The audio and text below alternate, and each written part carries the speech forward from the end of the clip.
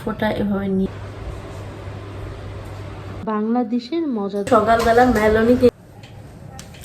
আসসালামু আলাইকুম, সবাইকে স্বাগতম জানাই আমার নতুন আরেকটা ভিডিওতে। আজকে সকালে আমি অনেক লেট করে ঘুম থেকে উঠেছি। ওঠার পরে যেটা হলো, একটু রেস্ট নিয়ে আবারও ঘুমাই গেছিলাম। তো যাই হোক, এখন হচ্ছে ফ্রেশ হব, সকালে নাস্তা করব। তো কি নাস্তা করব জানি না, রান্নার রুমে গেলে বুঝবো মা আসলে কি বানিয়েছে।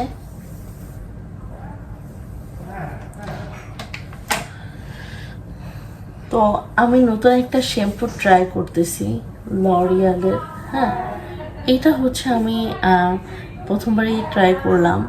আমি প্রায় 4 দিন আগে শ্যাম্পু করেছি, বাট আমার চুলটা এখনও অনেক বেশি হচ্ছে সিল্কি রয়েছে।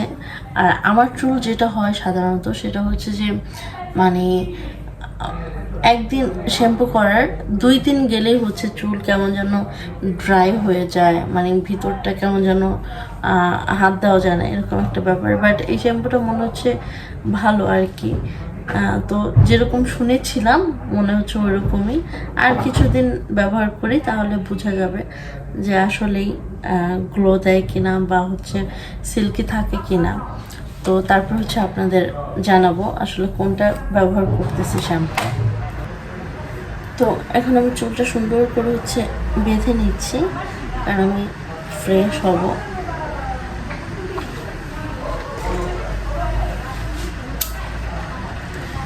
এটা দিয়ে চুলটা আটকে দিলাম। আমার যখন হচ্ছে স্ক্রাব করার প্রয়োজন হয় তখন আমি হচ্ছে এই ফেস ওয়াশটা ব্যবহার করি, এটা খুবই ভালো।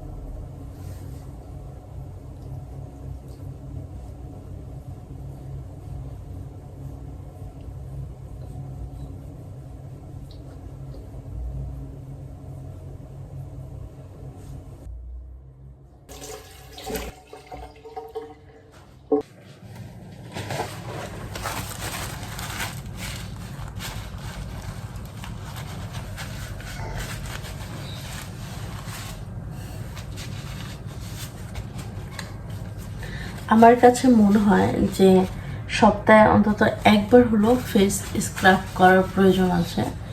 তো এমনিতে অন্য স্ক্রাবের থেকে যেই স্ক্রাবগুলোর মধ্যে হচ্ছে ফেস ওয়াশের মধ্যে আছে ওইগুলো আমার কাছে বেশি ভালো মনে হয়। আর গার্নিয়ারের এই স্ক্রাবটা আমি অনেকদিন যাবৎ ব্যবহার করতেছি। তো এখন হচ্ছে আমি এই গার্নিয়ারের ভিটামিন সি সিরামটা হচ্ছে দিব। আর আমার কাছে মনে হয় যে সিরাম সবচেয়ে ভালো হয় যদি আমি এইভাবে দিই। দেখা যায় যে হাতের আঙুলে 2 ফোঁটা বা 3 ফোঁটা এভাবে নিয়ে এরপর হচ্ছে খুব ভালো করে হচ্ছে এরকম করে এরপর ট্যাপ ট্যাপ করে হচ্ছে ফেজে দিয়ে দিলাম। আর আমার কাছে মনে হয় না যে অনেক বেশি ঘষে দেওয়ার প্রয়োজন আছে সিরাম। আর সিরাম অনেক বেশি প্রয়োজনও নেই, 2 থেকে 3 ফোঁটা বা 4-5 ফোঁটা দিলেই হচ্ছে হয়ে যায় পুরো ফেজে, আমার কাছে মনে হয়। জাস্ট হালকা হাতে।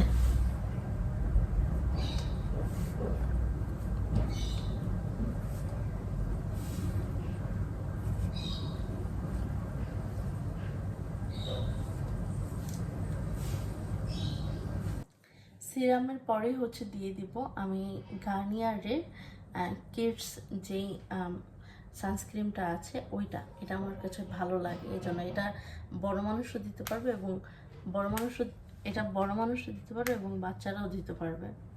তো যাই হোক, আমার কাছে এটা ভালো লাগে।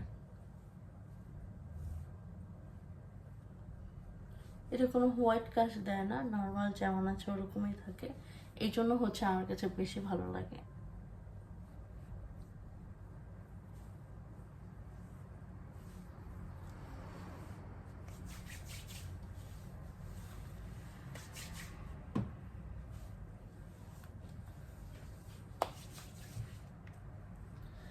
এটা হচ্ছে লিও ক্রিমের একটা হ্যান্ড ক্রিম। এটা হচ্ছে লিও ক্রিমের একটা হ্যান্ড ক্রিম। এটা খুবই ভালো, এটা হাত অনেক বেশি সফট রাখে।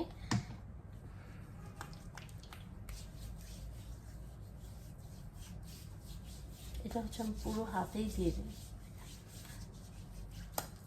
লোশনে যেটা হয় আর কি, গরমের দিনে হাতে দিলে হচ্ছে হাতটা একটু ঘেমে যায়, বাট এই ক্রিমটা খুবই ভালো।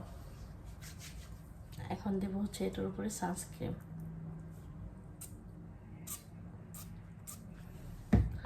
বেশি করে সানস্ক্রিন নিয়ে নিলাম।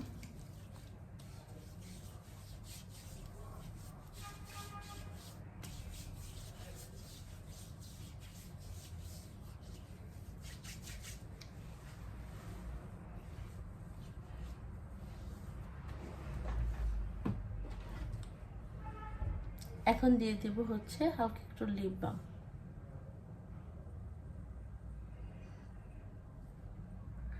এই তো আমার সকালের মর্নিং যে স্কিন কেয়ার আছে সেটা শেষ।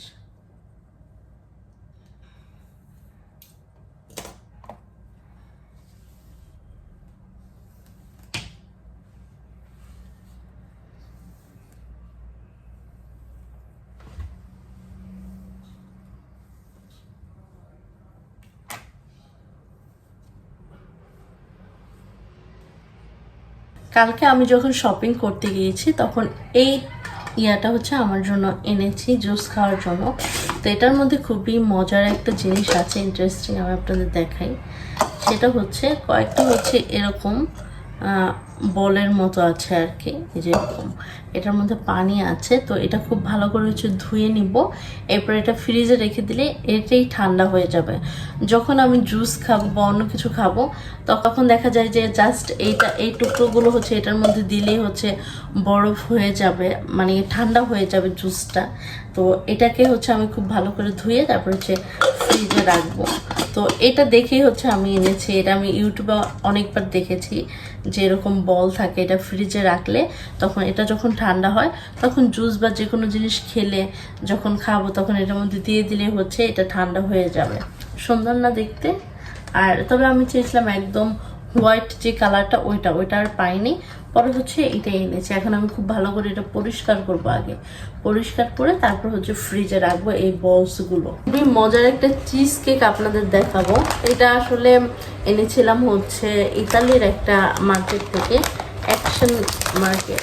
তো এটা হচ্ছে কোন দেশের, আচ্ছা একটু আমি দেখিনি এটা আসলে কোন দেশের। আচ্ছা যাই হোক, এটা আমি খুঁজে পাচ্ছি না।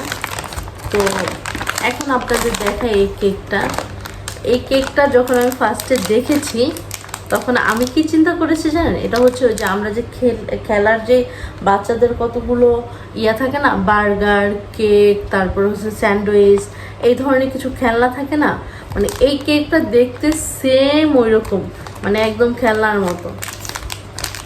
তো এটা যখন মানে আপনাদের ভাইয়া আনতে চেয়েছে তখন আমি বলছি এটা খেলনা, এটা আসলে কেক না। পরে দেখলাম যে আমরা যে কিছু জাপানিজ বা কিছু কোরিয়ান কিছু কেক দেখি না, একদম সফট থাকে, মানে তুলার মতো, হ্যাঁ ওই রকম এই কেকটা, ঠিক আছে। তো যাই হোক, হচ্ছে এই কেকটা আমি টেস্ট করব।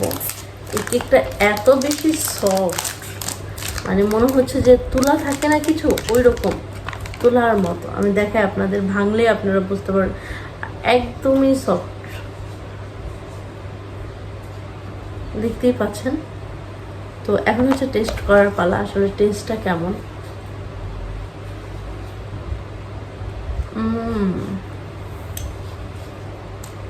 ভ্যানিলা ফ্লেভার দেওয়া।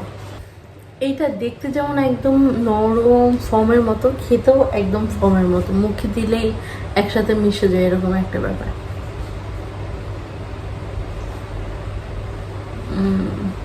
তবে মজা আছে। এই কেকটা আমরা অনেক দেখেছি ইউটিউবে।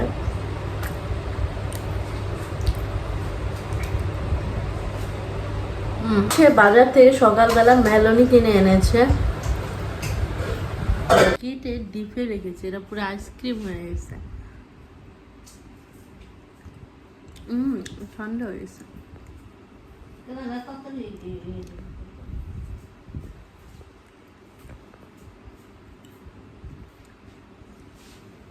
আজকে ভুট্টাও এনেছে, তো সন্ধ্যার সময় হচ্ছে ভুট্টা পুড়বো।